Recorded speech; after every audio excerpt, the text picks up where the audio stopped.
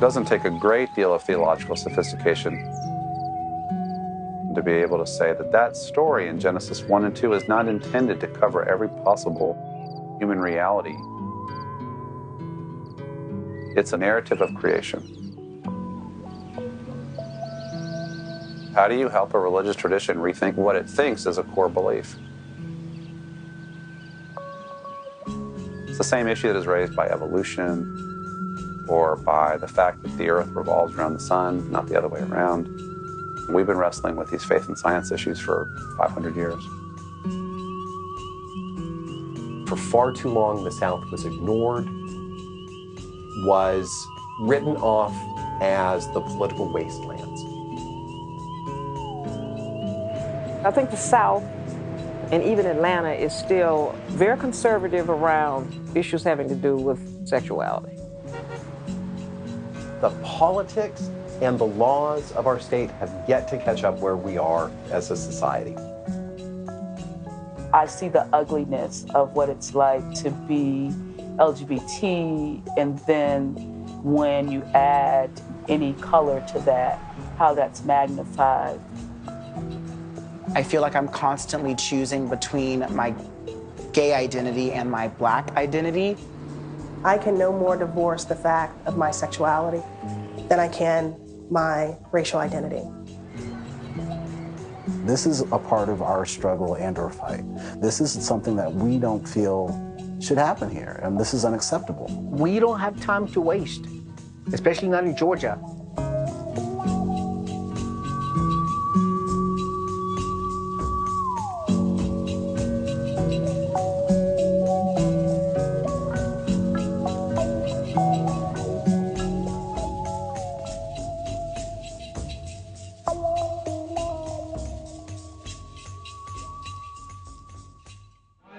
Hi guys. That will live on forever. I had an employment experience a few years ago. I accepted a position with an independent, very lucrative company here in the Atlanta area. Shortly after working there, what started out as a very wonderful and exciting experience kind of took a turn. The vice president that I reported to started making jokes and comments and things that were very uncomfortable to me. To hear things like, you should wear a tutu and you gays this, and these were things that were said in front of my staff. And I'm thinking, how do I maintain my presence and be an effective leader when the person one over me is making comments like that? So it escalated to the point that when I addressed it as something that made me uncomfortable, I was terminated almost immediately after that. It wasn't until I actually got the promotion to be chief of staff to the president and CEO of a division of the Coca-Cola company that I found my courage. I remember meeting for the first time the president, and he wanted to get to know me a little bit more. He took time telling me about his lovely wife of many years, his children, and then he says to me, "So what about you, Pam?" And it was in that moment, all of these things are actually happening in my head, and there's this moment that I said, this is the time. I just felt that was the time. And I said, you know what, it's interesting. I'm actually a gay American, and I am engaged to my future wife and fiance, Lon. And literally he says immediately, that's fantastic, you should invite me to the wedding. It's not just enough to have equality in the city of Atlanta. It's important that we have lived equality in the communities where we call home. And a lot of us come from small communities, and a lot of us choose to live in small communities. No one should be forced to locate just because of who they are or who they love. We're working to pass the Fair Employment Practices Act. That will protect our state employees for non-discrimination for being gay.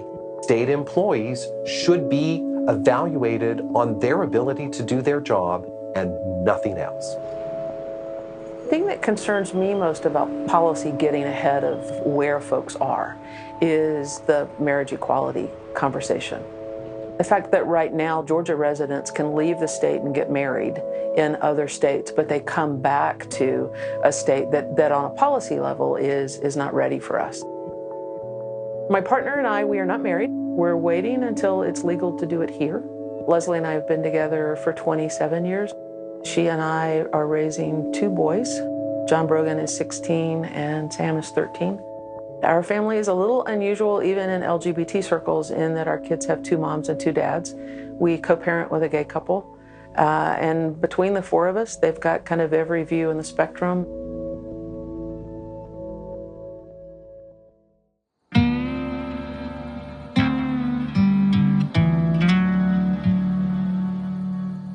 It's a secular culture. The laws are going to change. That doesn't mean we have to agree. And so that's where a lot of people actually are right now. They're going to be willing to accept advances for gay rights in the culture before they're willing to accept them in the church.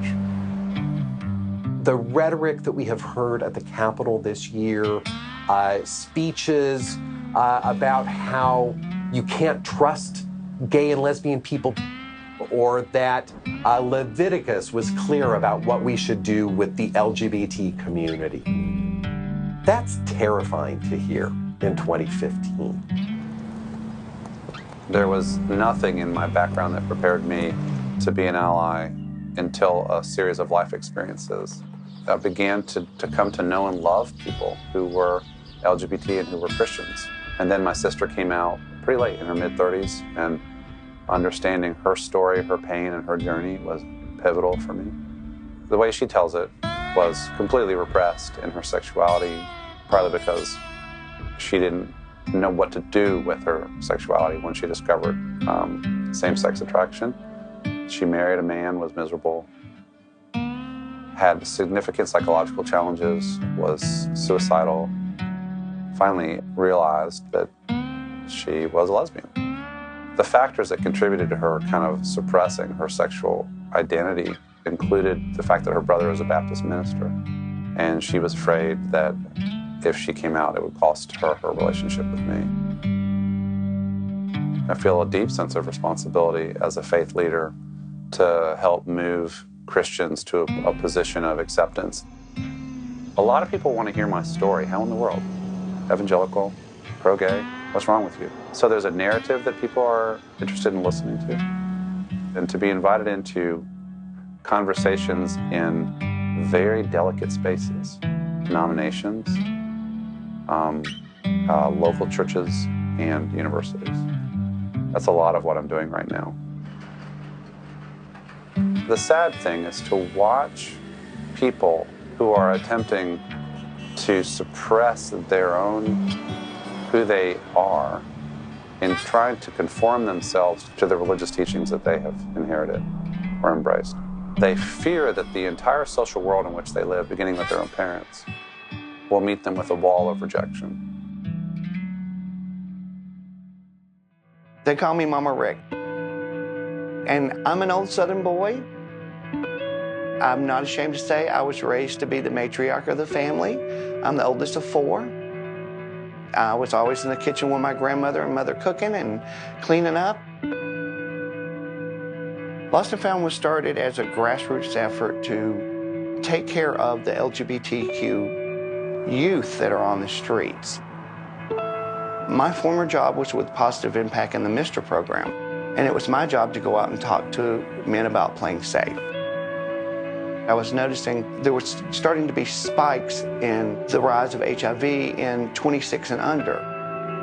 One of the other founders, Art Izzard, reached out to me and said, if you want to talk to homeless kids, come to Stand Up for Kids. So I went there, did the training, and went out on the streets for about 3 months. And I found a lot of queer kids on the streets with no place to go. You know, the shelters that they were in were religious-based, and they were telling me horror stories. So we called a community meeting and let the community know that we had a problem in Atlanta. And at the time, we thought it was, 150, 200, maybe 300 kids. We've since learned that on any given night in Atlanta, 750 to 900 kids are on the streets. After that community meeting, myself, along with Art Izzard and Paul Swycord, one of our other founders, walked out with $9,000 in our pocket. We had challenged the community, if you give us money, we will take care of these kids. We've been doing it ever since. In June of last year, 2014, I decided to become sober off of crystal meth. I was quite literally on the street for about 3 days. And I went to Salvation Army, Peachtree and Pine, and Jefferson Place. Those are not places you want to be, especially if you are a gay white boy in the South. When I got to Lost and Found, it was beyond anything I could ever imagine. When I walked in the door, there was all smiling faces. Nobody judged me. Nobody looked down on me for what I'd been through, because I already felt like crap for being cracked out for about 2.5 years. So it was definitely a different change. It was something where I felt accepted and at home. From day one, our community and our straight allies had donated bags and bags of clothes and furniture. So we had 8 storage units, floor to ceiling, with stuff in it just crammed. So we said, let's toy around with the idea of a thrift center. That way we can store everything there. It will allow us to cut down on our storage units. We can train them to run a register. We can teach them how to merchandise, how to do inventories, customer service. When you first become sober off of crystal meth, you really need something to keep yourself busy. So I was in here for probably about 40 hours a week just volunteering. In Ryan's case, he would come over to the thrift shop to help out, to keep his mind occupied. That worked out so well that he's now one of my best employees. The thrift store now makes a profit so that everybody I have to hire, it pays for their salaries, as well as the drop-in center's electric, their electric, it pays all their bills, so that every dollar that the community donates to us, I can tell you 98 cents of every dollar goes towards helping those kids.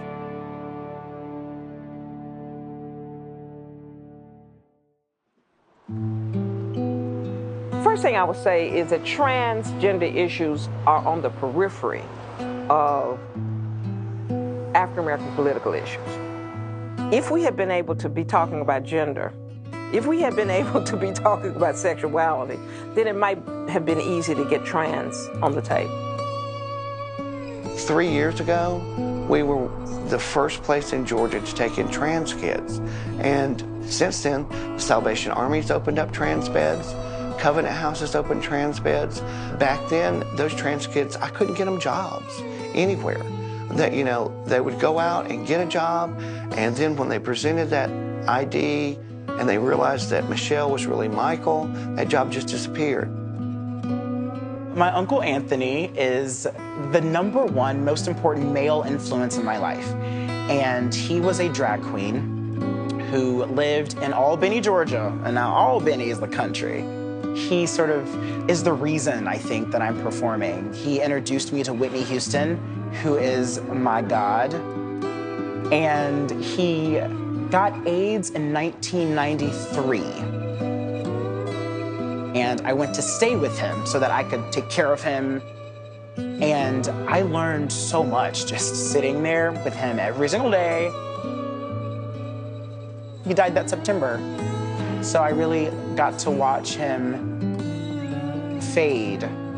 And it's almost like a privilege. I feel like I got to see him in a way that no one else did, really, because he was so fabulous. My oldest has several friends who identify as trans.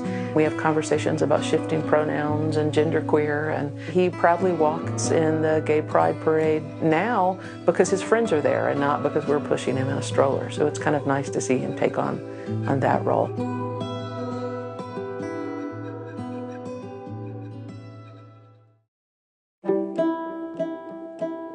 I'm Eris. I am 17. I have lived in Georgia my whole life, and I am currently a junior in high school. I was the first trans woman to be on a homecoming court in Georgia. I got a little nervous because you're not really sure what the reaction of the public is going to be, and all of a sudden you realize, oh, this is it. We're about to find out. The feeling I had on homecoming was honestly one of the best I've had in my life. Just the overwhelming support I had from my peers in the stands. There was so many people attending that night who have never been to a football game before, literally just to see me. And the amount of cheers and applause that erupted when my name was called was astounding. When her name was called and everybody stood up and cheered, you just couldn't have wiped the smile off my face. It was awesome. I have grown a lot in transitioning. I used to be very shy. I had very serious social anxiety before I transitioned. I would ask my teachers to exclusively sit in the back of the classroom because I felt like everyone was judging me behind my back. But in transitioning, I have found a lot of inner strength. I've been able to express myself. A lot of it has come through fashion, because being able to wear what I want has boosted my confidence and boosted my morale to express myself freely and to be who I am. Seeing how she has blossomed when she accepted who she was and she could be who she was has made all the difference in the world. I mean, she really is who she really is, has always been. It's just a difference in terminology and understanding of what that is.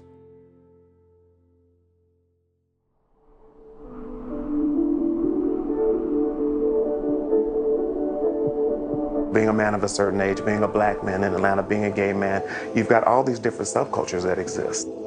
I'm at a point in my life that, you know, no matter what environment I'm in, I don't feel the need to turn it on. It's just you're gonna get the authentic Brian, and that's whether I'm in my corporate setting or whether I'm with my black friends, and I've got a ton of white friends.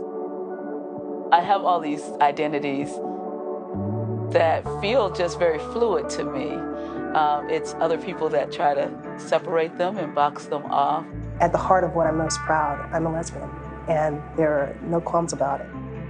I leverage all of those identities to make sure I give a voice to those who are in their self-discovery, who are not courageous just yet, to speak up.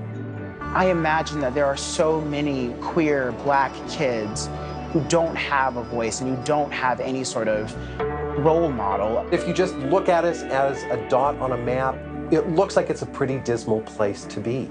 It's a positive thing to be LGBT in Georgia. The percentage of people that accept us now in this state is much higher than it used to be, but I have to admit, the further outside Metro Atlanta we go, it is a lot different. Just the simple fact that they have very limited resources and they're very restricted.